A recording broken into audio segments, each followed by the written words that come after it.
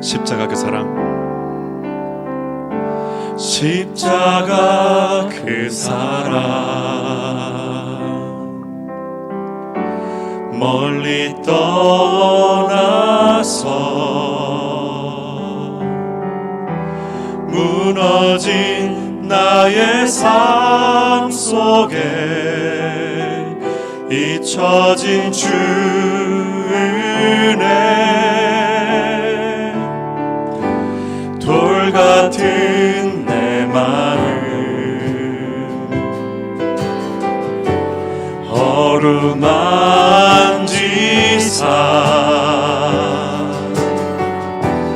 다시 일으켜 세우신 주를 사랑합니다. 주 나를 보시고 날 붙드시리. 나는 보배롭고 존귀한 주님의 자녀라. 주 너를 보호하시고 널 붙드시리. 너는 보배롭고 존귀한 주의 자녀라. 지나간 일들을 기억하지 않고 이전에 행한 모든 일 생각지 않으리. 사막의 강물과 길을 내시는 주 내 안에 새일 행하신 주만 바라보리라. 주 나를 보호하시고 날 붙드시리. 나는 보배롭고 존귀한 주님의 자녀라. 주 너를 보호하시고 널 붙드시리. 너는 보배롭고 존귀한 주의 자녀라. 주 나를 보호하시고 주 나를 보호하시고 날 붙드시리. 나는 보배롭고 존귀한 주님의 자녀라. 주 너를 보호하시고 널 붙드시리. 너는 보배롭고 존귀한 주의 자녀라. 너는 보배롭고 존귀한 주의 자녀라. 주께로 가까이 주께로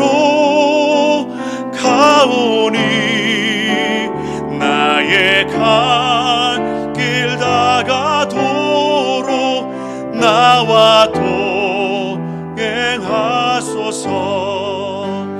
나의 영원하신 기업 생명보다 귀하다. 나의 갈 길 나가도록 나와 동행하소서. 주께로 가까이 주께로 가오니 나의 갈 길 나가도록 나와 동행하소서. 세상 흙이 아니란 것 모든 정해버리고 험한 길을 가는 동안 나와 동행하소서. 주께로 가까이 주께로 가오니 나의 갈 길 나가도록 나와 동행하소서. 어두운 골짜 지나가며 험한 바다 건너서 천국 문에 이르도록 나와 동행하소서.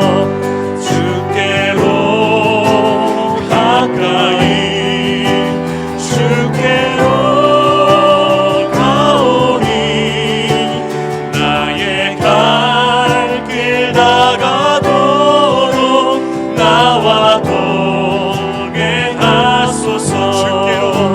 주께로 가까이 주께로 가오니 나의 갈 길 나가도록 나와 동행하소서.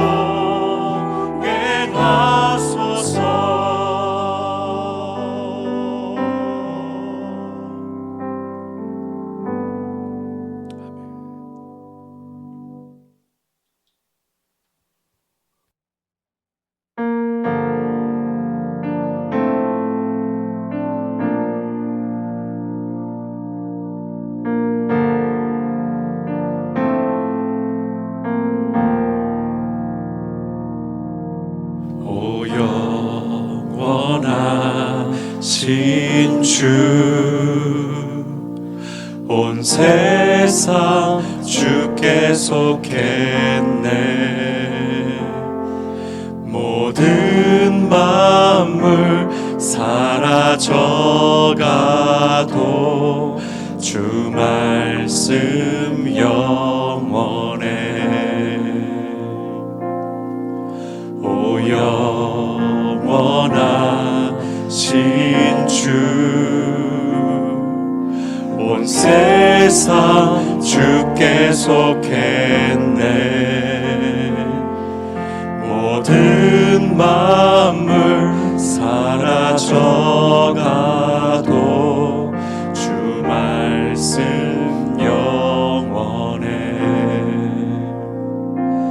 모든 영광 존귀 능력 주 받으소서. 온 백성 다 외치네. 오 거룩하신 주,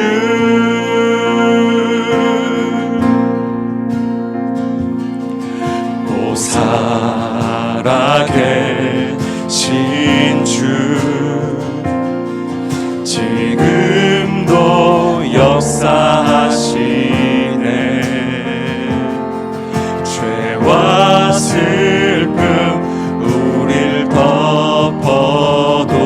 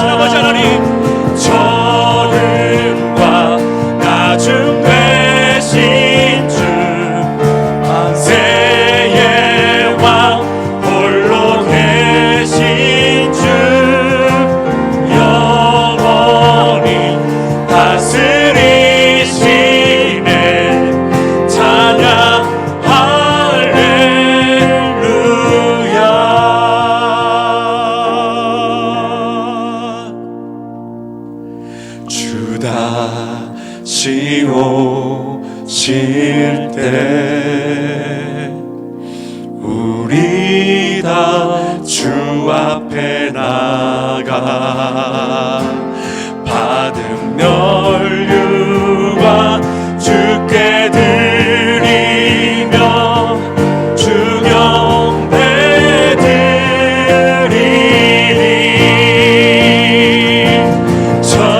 저음과 나중 되신 주 만세의 왕 홀로 계신 주 영원히 다스리시네 찬양 할렐루야 전능과 나중 되신 주 만세의 왕 홀로 계신 주 영원히 다스리시네 찬양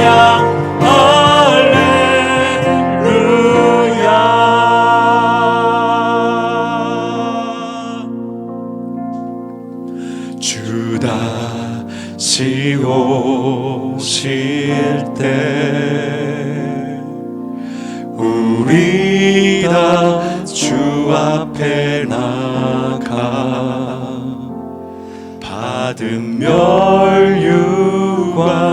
주께 드리며 주 경배 드리리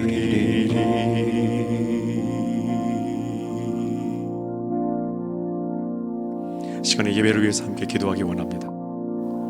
우리의 찬양을 받으시기에 합당하신 아버지 하나님, 모든 영광과 존귀를 주님께 올려드리기 원합니다.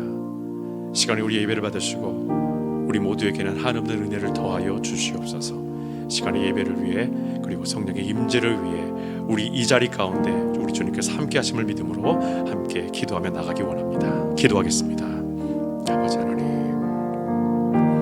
아버지 하나님, 주여 임재하여 주시옵소서. 주여 이 자리 가운데 주님 임재해 주시옵소서. 주여 오시옵소서. 주여 오시옵소서. 주여 우리 이 자리 가운데 임재해 주시옵소서. 모든 열망과 모든 문제 없습니다. 주님을 찬양하기 원합니다. 아버지 주시옵소서. 예배 가운데 주님 임재해 주시옵소서. 하나님 도우시옵소서. 주님 임재해 주시옵소서. 하나님 도우시옵소서.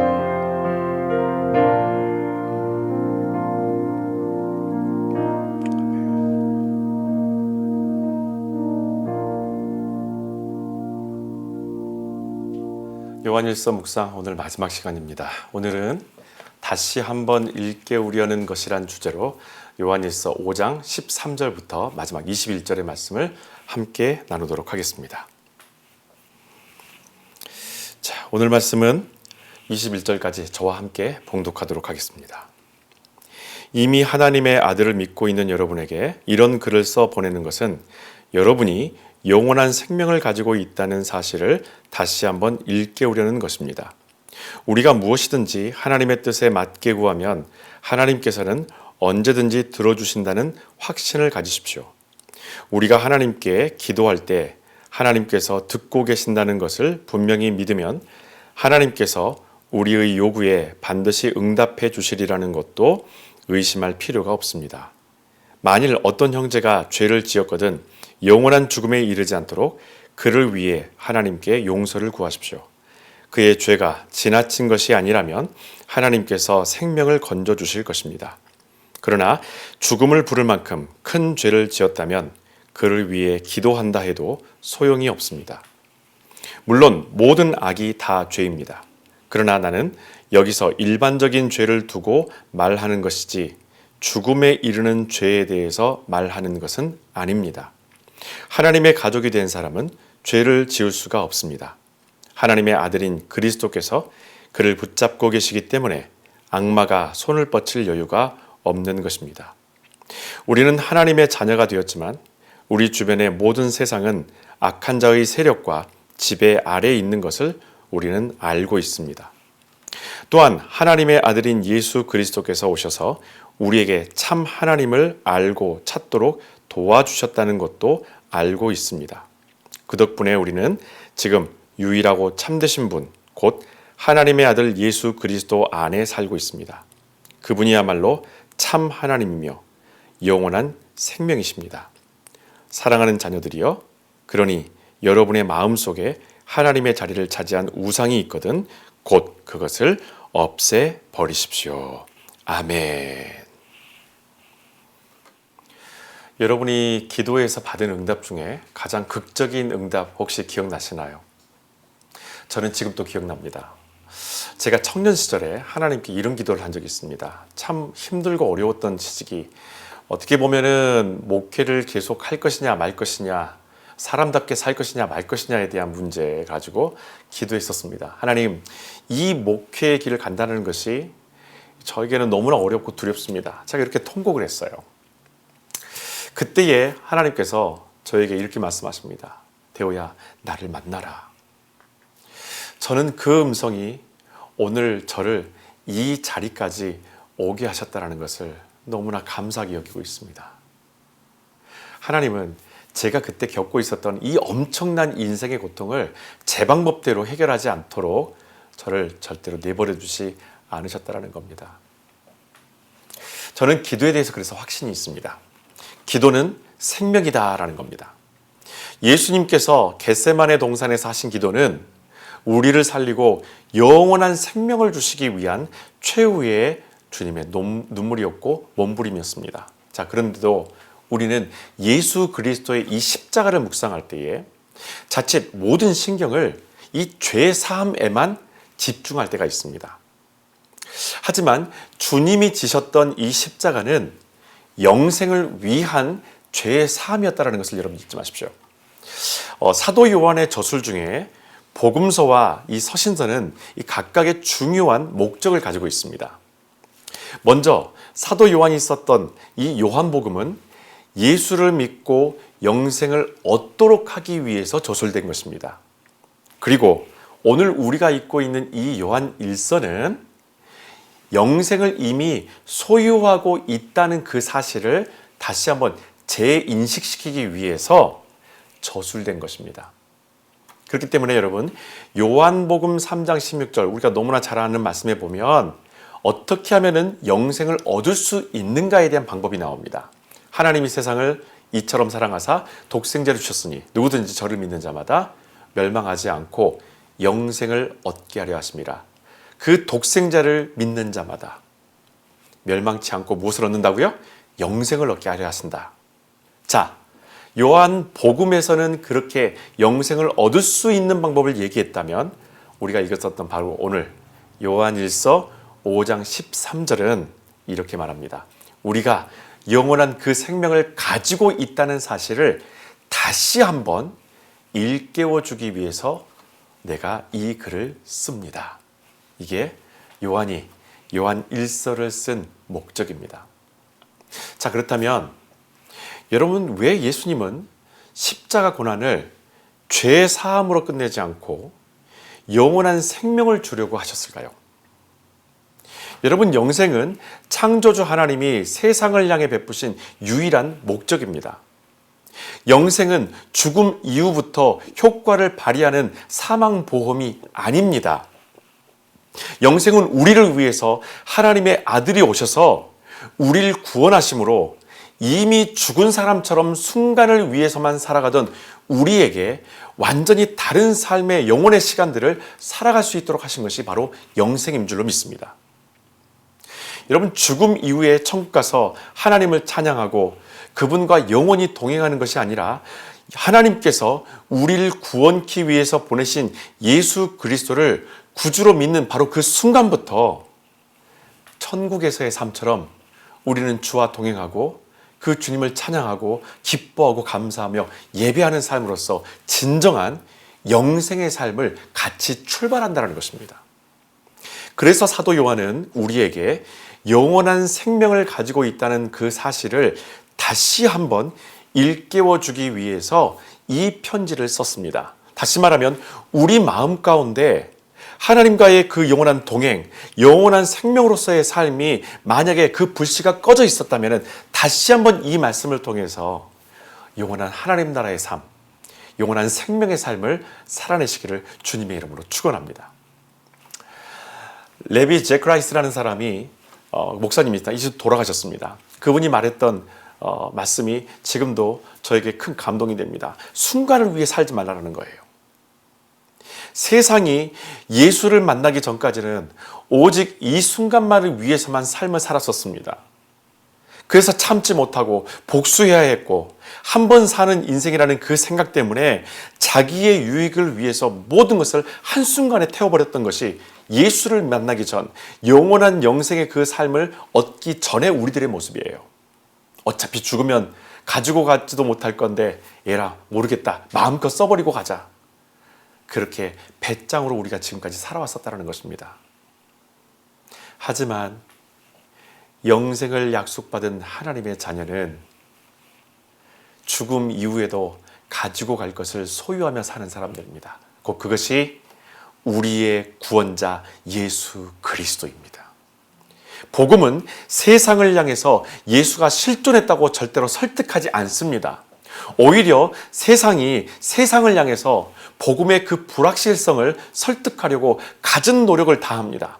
철학과 과학, 이념과 이데올로기, 문화와 전통, 성 전체성, 도덕과 윤리, 갖가지 방법으로 복음을 부정하고 그저 세상에 존재하는 종교의 일부나 어떤 명상의 한 분야로 깎아내리려고 했다는 것입니다. 하지만 그런 노력이 커지면 커갈수록 더 뚜렷해지는 것은 복음이 진리라는 사실입니다. 그만큼 공격받고 그만큼 무너뜨리려고 할 만큼 이 진리는 견고하고 세상은 그 진리를 향해서 어떻게든 이 유일한 진리를 무너뜨릴까를 노력합니다.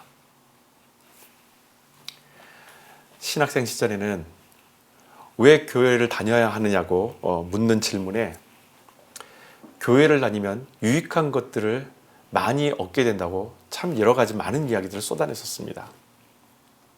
그런데 그때마다 이상하게 자신감이 자꾸 떨어지는 거예요. 그 중에 몇 가지는 제가 직접 경험한 것이 아니었기 때문에 사실은 자신 있게 뭐라고 얘기할 수가 없었습니다.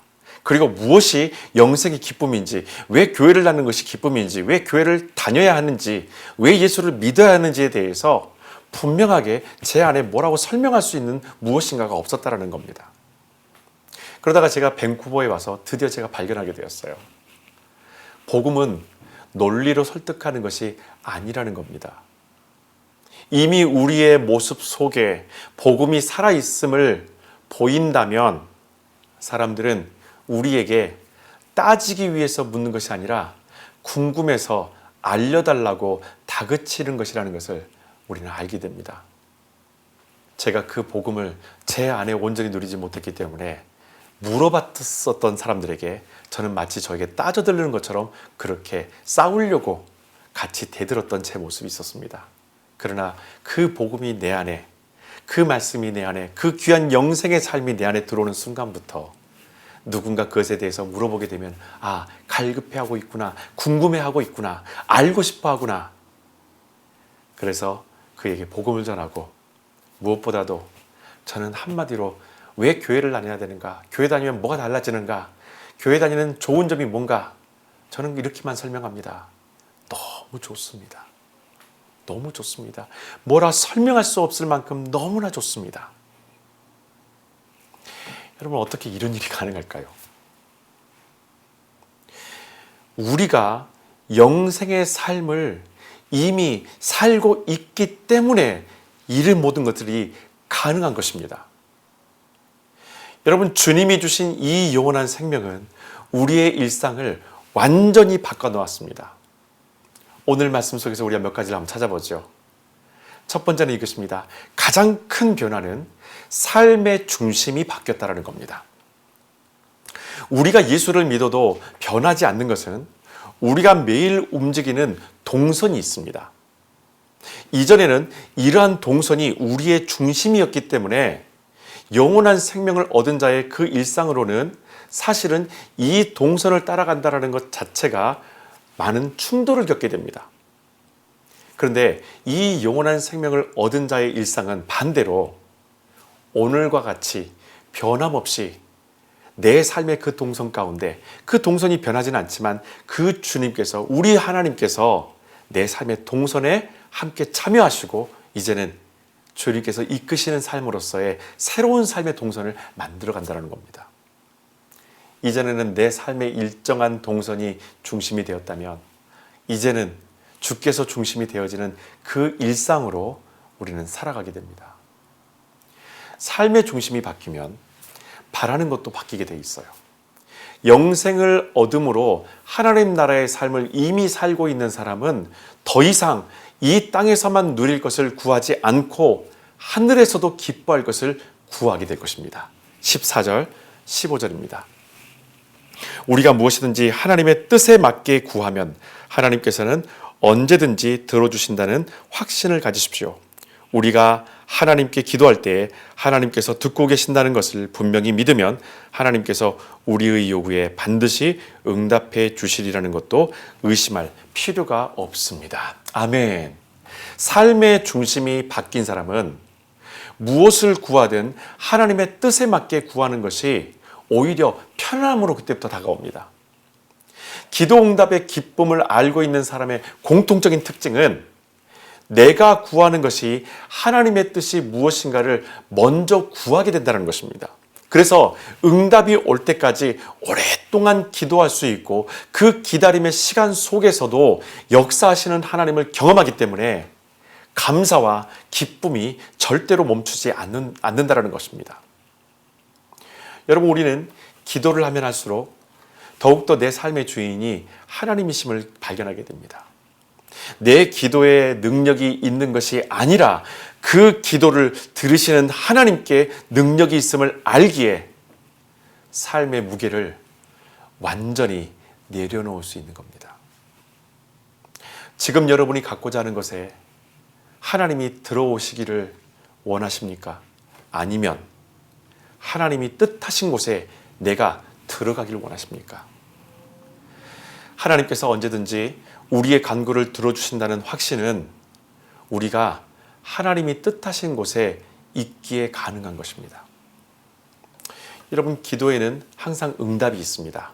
그 응답 중에는 우리를 바른 길로 인도하시기 위한 아픈 채찍도 같이 들어있다는 것을 여러분 기억하십시오. 사도 바울은 고린도후서 7장 10절에서 이렇게 말합니다. 하나님께서는 때때로 죄에서 돌아서서 영원한 생명을 찾게 하시려고 우리에게 슬픔을 주십니다. 우리는 하나님께서 주시는 그런 슬픔을 비관해서는 안 됩니다.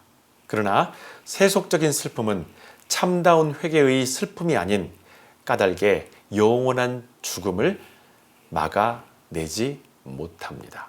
아멘. 이것 또한 우리의 삶의 중심이 영생의 삶을 살아가고 있기 때문에 겪는 과정입니다. 또 하나, 영생의 생명, 그 영원한 생명이 바꿔놓은 우리의 일상은 행동의 중심이 바뀌었다는 겁니다. 이젠 내가 무엇을 할 것인가에 대한 분명한 지향점이 바뀌었습니다. 우리는 성령의 인도하심을 따라서 주님이 영생을 얻은 자에게 부어주신 그 기쁨을 전하는 것을 멈출 수가 없습니다. 사람은 여러분 누구나 각자 위치에 따른 의무가 있죠. 이것은 억지로라도 해야 되는 특성이 있습니다. 그러나 영원한 생명을 얻은 자는 우리가 마땅히 해야 될 이 의무를 선물과 혜택처럼 행하게 됩니다. 그래서 기쁘고 감사가 넘쳐나는 것입니다. 사도 요한은 영원한 생명을 가진 삶을 살아가는 사람이라면 형제의 죄가 용서함을 받을 수 있도록 기도하는 것이 마땅하다고 말을 합니다. 16절, 17절 말씀입니다. 만일 어떤 형제가 죄를 지었거든 영원한 죽음에 이르지 않도록 그를 위해 하나님께 용서를 구하십시오. 그의 죄가 지나친 것이 아니라면 하나님께서 생명을 건져주실 것입니다. 그러나 죽음을 부를 만큼 큰 죄를 지었다면 그를 위해 기도한다 해도 소용이 없습니다. 물론 모든 악이 다 죄입니다. 그러나 나는 여기서 일반적인 죄를 두고 말하는 것이지 죽음에 이르는 죄에 대해서 말하는 것이 아닙니다. 아멘. 여러분, 누가 누구를 살릴 수 있습니까?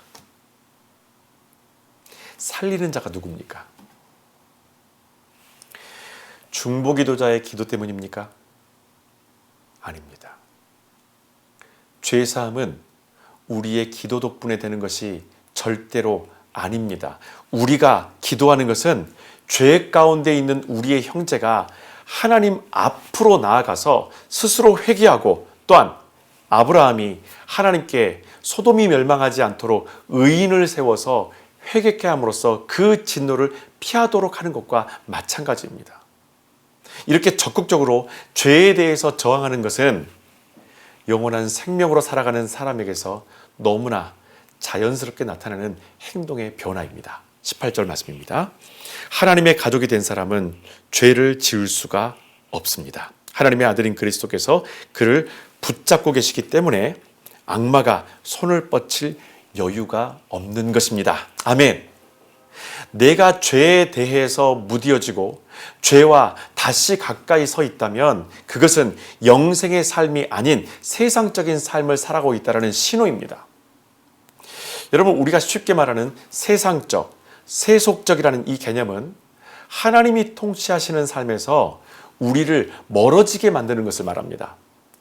이것은 교회 안에서도 쉽게 발견할 수 있고 우리의 일상에서도 어렵지 않게 나타납니다.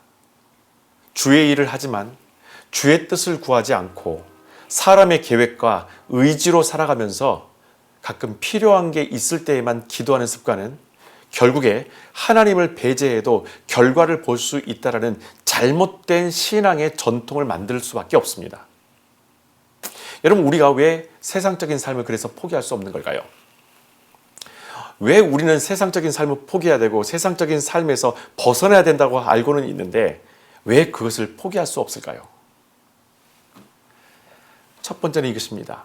세상은 네가 무엇을 그리고 얻기를 원하는지, 그리고 무엇인가를 얻었었을 때 결코 복잡한 절차가 필요하지 않다라고 우리들에게 말합니다.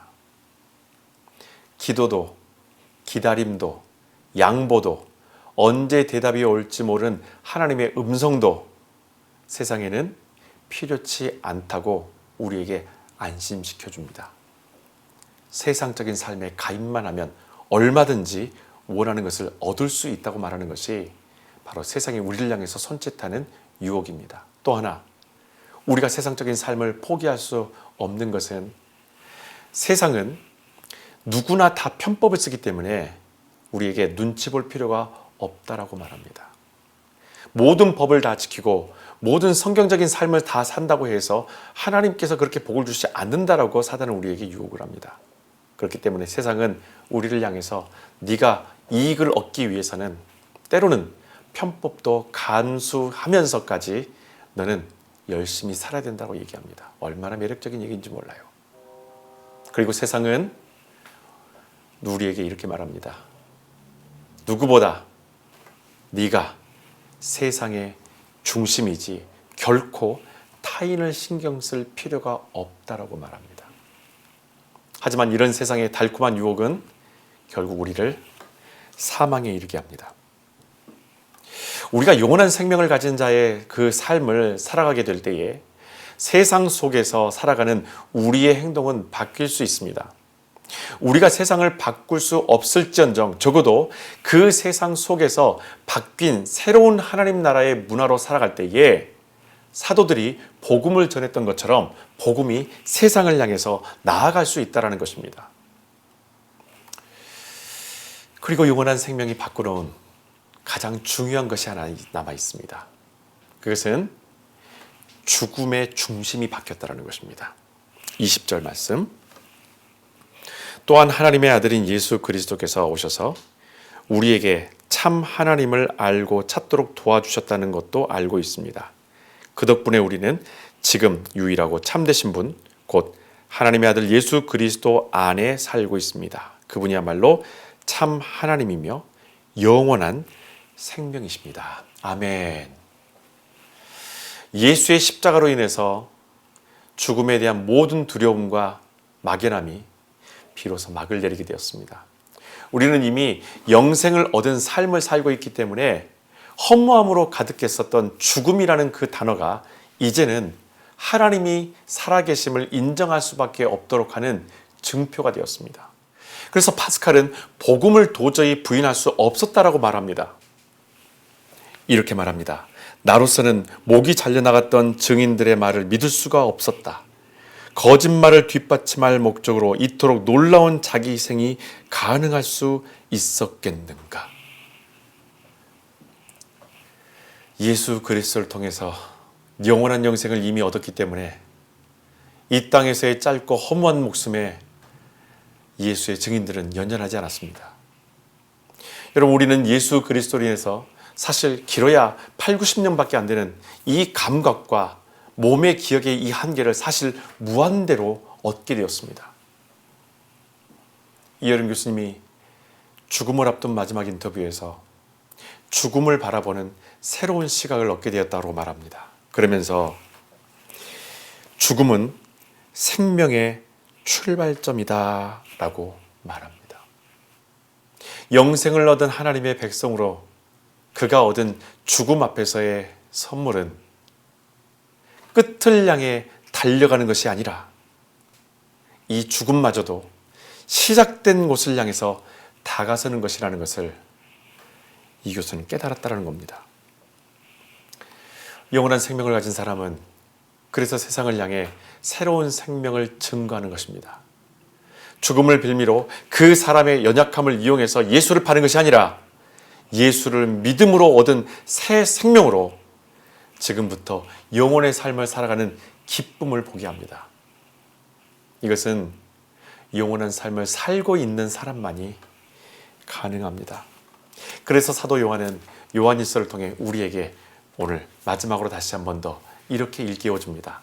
여러분이 영원한 생명을 가지고 있다는 사실을 다시 한번 일깨우려는 것입니다. 여러분, 이것을 잊지 마십시오. 그리고 항상 영원한 생명의 삶을 즐거워하며 기쁨으로 하루하루를 살아가십시오.